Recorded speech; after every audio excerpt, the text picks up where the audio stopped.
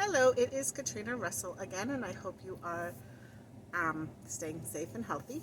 I want to talk today about making better choices in general in life, and about making choices based on, and I know this is going to sound so cheap and so cheesy, but making choices based on like love and love for other people, love for yourself, love for the environment, the world, the universe, God, whatever, everything, all of it. Making choices that improve life. There's a lot going on in the world right now, and I think most people have good intentions. I do. I think most people want to improve life. They just don't know how to do it. And I think that's why we need to teach people how to make better choices in general. Um, there's so much anger and hatred going on in the world right now, and I don't think people understand that it's not helping anyone. It's not helping their cause. It's not helping themselves. It's not helping the people that they're trying to help. Um, and it's not just the crazy race stuff that's going on, but like the environment and like back in the day when PETA used to throw, you know, red paint on celebrities' jackets and everything. It's like no one has ever changed anybody's mind by being mean to them. They just haven't. They've never changed someone's mind or made a difference, a good difference. I mean, made bad differences, but made a good difference by causing havoc and violence and insanity. They just haven't. If you think about your own life, even think about like your parents. When your parents yelled at you as a kid, yeah, wah, wah, wah, my mom's being a blah, blah, blah, blah, blah, blah. But if your parents sat down and said, look, sorry I yelled at you, I was really frustrated, but this is the situation and this is why I said it, and you have to understand, there's a much better chance that they were going to get through to you. And I don't know if you guys watch Doctor Who. I'm a big Doctor Who fan. But there's this whole episode, 2 episodes, I think it was a double episode, where, Space Invaders, it's Doctor Who, were coming. I won't get into the names of things because if you didn't watch Doctor Who, you're not going to care. But they came in and they were taking over humanity. They were taking like a shapeshift type thing. Those of you who know what I'm talking about. But they were basically ready to go to war. And they had this simulated box thing where they were going to press a button and the world was going to explode, and there was this whole thing.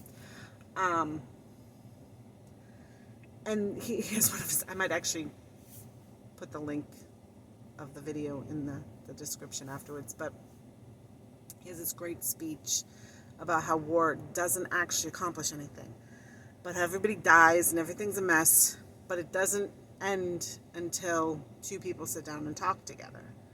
And it's true.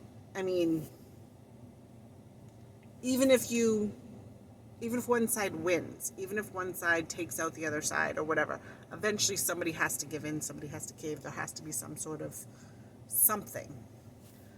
And lately, the last 100 years or so, because even back in World War I, which was 100 years ago, like, even after the war, everybody got their land back. After World War II, everybody got land back. Like, there wasn't even allowed to be, what are they called? I can't think of the word. There wasn't even allowed to be, you know what I'm talking about. Like, you weren't allowed to take over other territories. There weren't allowed to be that kind of thing. I can't think of the word, but you know what I'm saying. But like, they just needed to come to some sort of compromise, and they needed to figure out how to coexist. But millions of people died before that could happen. And I mean, okay, World War II sociopath. Okay, there was a little bit extra there, but in general wars, that's how it happened. I mean, we've been at war with the Middle East since I was a teenager. It's a really long time. I'm really old, and we've been at war since I was a teenager. And we don't take Afghanistan. We don't take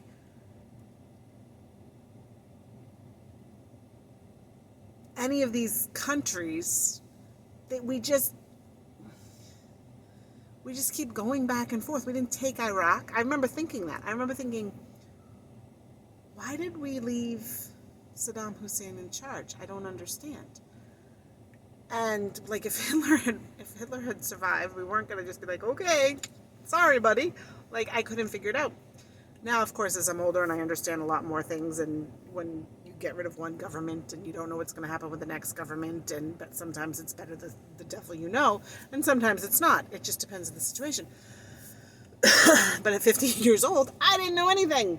I still barely know anything. But I do know that it's a lot better to have a conversation. I mean, I remember when Trump first started running, and I was like, what a moron. What a moron. But then he was talking nice about Russia, and of course we all know what happened with the Russiagate thing. But I remember thinking, and same thing with North Korea, but I remember thinking, like, maybe this isn't so bad. Like, maybe it's not so bad to sit down and talk to our enemies rather than just, I mean, I'm noticing that a lot. I've been following this podcast person on whatever this is, YouTube. Sorry, again, old. This guy Tim Pool, which I'm sure everybody knows, but I didn't up until a couple months ago, or about a month ago. Anyway, I've been following him, and I saw this post about him and how he was like having lunch with the alt-right and how he was hiding and trying to, because he's really part of the alt-right. And I was thinking, okay, first of all, I don't know these people. Are they really alt-right, or they like right of like Stalin, and so therefore they're alt-right? I don't know. But the point is like, what's the problem with having lunch with, even if they were the alt-right, like talking to them? I don't understand. I saw this video of this guy, this black man, who got to know a Ku Klux Klan member. Actually, was like their big leader person. And it changed the guy's mind. I don't know if any of you know the Bible, but that's one of the things Jesus talks about. I should say New Testament Bible. It's one of the things Jesus talks about is how he's seen with sinners all the time. And everyone's like, oh, you shouldn't be doing that. And he's like, why? Like, wouldn't it be better to get them to stop sinning and come back? Like, isn't it better to talk to them and teach them about God so that maybe they'll change their minds? It's like nobody can do that. Nobody can compromise. Nobody can understand each other. It's just everybody's the enemy. Everything's a fight. Everything's violent. Everything's hate. Everything's spewing venom everywhere. And it's not going to help anything. It's really not. I mean, when everything started to fall apart in the last year with COVID and riots, my first thought was, wow, this country needs some help. I went on a volunteer page, and I mean, I already volunteered for a couple things, but I chose some more things to volunteer to help, because that's what's going to help. And yes, I mostly help. I'm a mom. I mostly help with kids type things. It's always been something I'm passionate about, is helping homeless kids and underprivileged kids and kids in general. But some people are into animals, and I have lots of friends who help out at animal shelters, or, different kinds of rescue things. And I'm not into animal things, but I have lots of friends. They post up stuff all the time about missing dogs and lost dogs and hurt dogs, and if dogs that are about to go to be put down, and all kinds of stuff. And I think that there's 1,000 different types of charities and organizations and ways that we can help in a positive way, that going on social media or going out in the streets and just fighting and rioting and spewing hatred and not listening and calling names. I am very centrist. I've said this before. I am not right. I am not left. There are things on the right I don't agree with. There's things on the left I don't agree with. I'm very centrist. My first college history teacher would have hated that. He's like, you need to pick a side. I'm like, no, you don't. You need to pick policies. But I have friends that like, I'll post something left and my right friends will start, saying things. And sometimes my left and right friends will fight and name calling will start. Sometimes I post something right. It doesn't matter. I post something and the left and the right will, and sometimes the name calling starts. And I'm like, yip, I will block you from this conversation. There will be no name calling. I am friends with all of these people. I have things that I have in common with each of them. I respect all of these people. There will be none of that. And I think that is lost. I think people, I have a lot of friends that don't know what to do with me because I used to be much more left until the left just kept going. And they're like, this isn't you. And I'm like, it is me. I have not changed my policy on anything. I have not changed my opinion on anything. That's the way it is. And they're like, but you're not like a hateful bigot. And I'm like, nope, just not. And so it's kind of, they're like, oh, like, I can't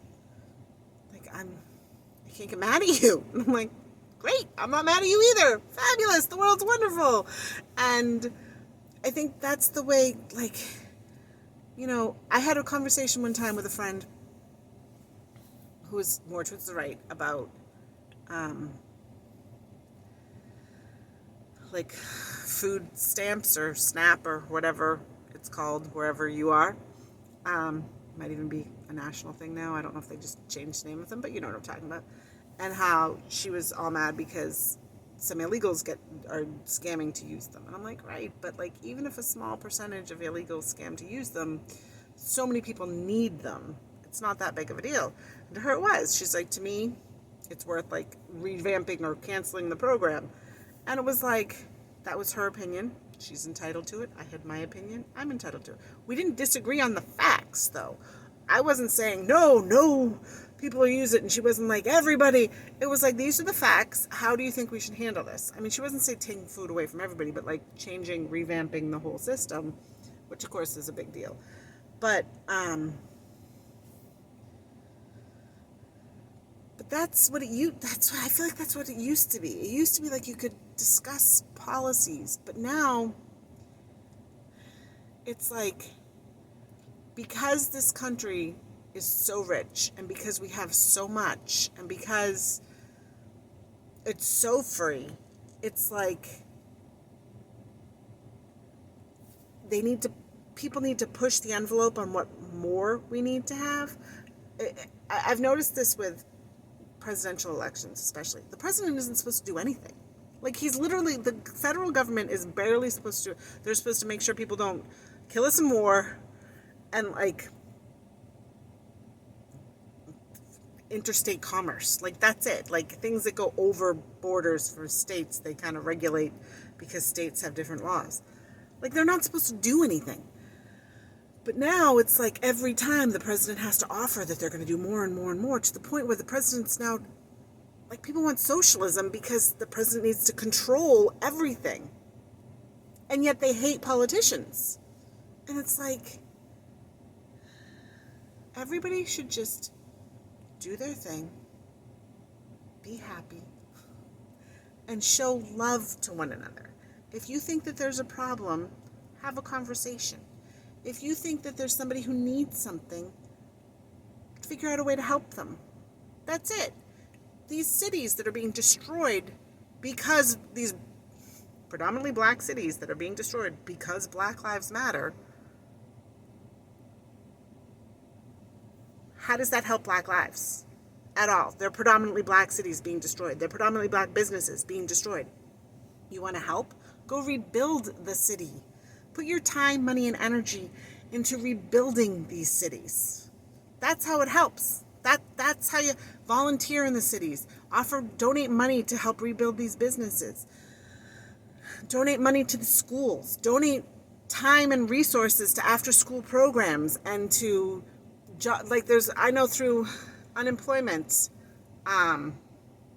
they have resources where you can sit down with people and help them start new businesses. Volunteer to help with that. Help people in these inner cities figure out how to maybe take a class online. I know a lot of the community colleges offer free small business classes. Help people. That's how things get better. Helping people, not destroying things. I don't understand how people think that they're some kind of help is the kind of help we all can do without. You guys need to go look up Free to Be You and Me by Marlo Thomas, like 1972. That will teach you how to be a good person. All right. That's really all I got to say. Actually, no, one more thing. The thing that I think is awesome, like wicked awesome, is that I saw, and I don't even care if it's true. I don't even care if it's true. I just love that it's out there. Bill and Ted's Excellent Adventures coming out with a third one apparently, and it's all about how like the song wasn't written and how this song is going to help you because you got to be excellent to each other. And I think we need it right now. Like that's what we need. We need Bill and Ted to remind us to be excellent to each other because nobody's being excellent to each other. Everybody's being mean and horrible to each other. And that does not help anybody. All right, that's all. Ooh, little white butterfly. My son pointed out there's only little white butterflies around here. And now that's all I'm seeing. And I don't know if that's like a ghost thing for those of you who follow that. That's an Irish tradition, actually. When you fall asleep, that you will turn into a little white butterfly and you fly away. Anyway. So yeah, that's it. So like, follow, subscribe, do all those things down there. I'm going to start adding some other stuff. But thank you and have a nice day.